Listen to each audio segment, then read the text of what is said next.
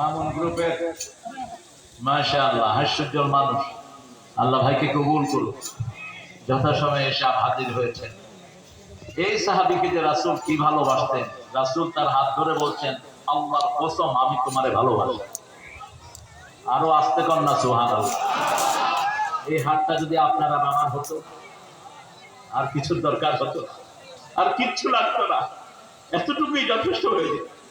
রাসূল বলছেন, আল্লাহর কসম মুআজ তোরে ভালোবাসি।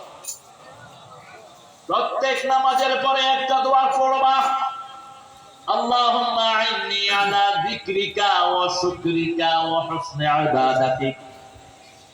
এরপরে আরেকদিন বলছেন, মুআজ আদুল্লুকা আযামু সূরা মিনাল কুরআন, কোরআনের সর্বশ্রেষ্ঠ সূরা আমি তোমাকে শিক্ষা দিয়ে দেব।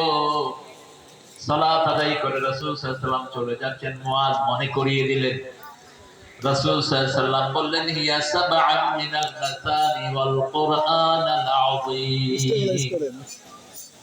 কোরআনের সর্বশ্রেষ্ঠ সূরা হলো আলহামদুলিল্লাহ।